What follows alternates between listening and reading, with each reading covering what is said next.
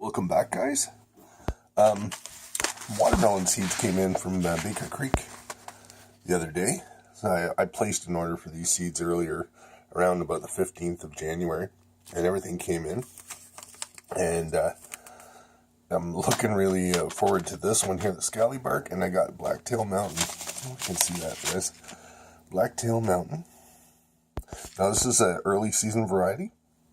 And my hope is up here in Canada that we'll get quite a few watermelons. Now these guys here take a little longer, so we're going to get them out into September. I've got some new techniques that I'm going to use. Excuse me. So one of the things, last year you saw me grow them on a mound. I'm not going to do that this year. I'm going to make a proper bed, and I'm going to take some suggestions from the Garden Rebel and a few others who have suggested putting some balanced fertilizer at the bottom of the hole, 10-10-10 or 13-13-13. Stick that at the bottom of the hole, and then that way when the roots come down, when they're flowering, it'll strengthen the flower, and then of course your fruit will be better, bigger. This is the plan. Also too, I'm putting a watering hose right down the middle of the bed. I'm kind of giving you a little finger to see where it's going.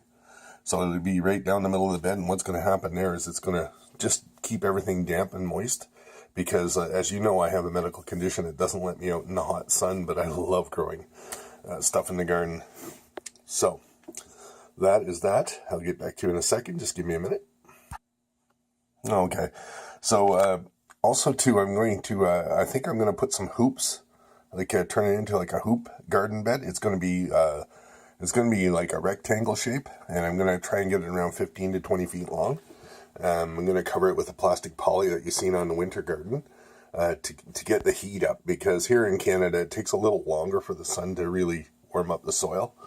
So I'm going to try and I'm going to put down, of course I'm going to put down landscape fabric and that poly plastic there to heat up the soil. And then with the tarp or the plastic covering it, we're going to keep the heat up, because that's really important when you're trying to grow these watermelons here in the colder climate like Canada. You have to get the heat going and get these plants going fast. Now, midsummer is no problem. The heat gets really high up here, or down here in Canada, this part of Canada, I should say. So that's not really an issue. But getting them started is really important.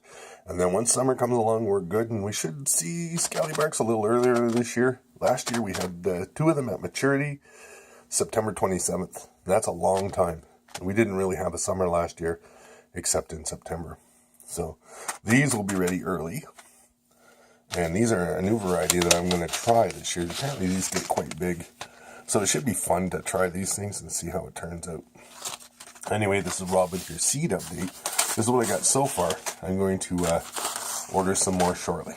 Anyway, just thought I'd give you a little update. It's still alive, guys. It's still winter. January 21st. It's my day off today. That's why I'm giving this to you. Take care, everybody. And I have to mention, I just hit 400 subscribers. I know that we're not going to be monetized as of February 20th, but that's not really what this is about. But 400 subscribers, I think that's pretty cool. Thank you very much for joining us in the garden. And of course, we share all of our mistakes and all of our progress too. Again, thank you. Take care, everyone.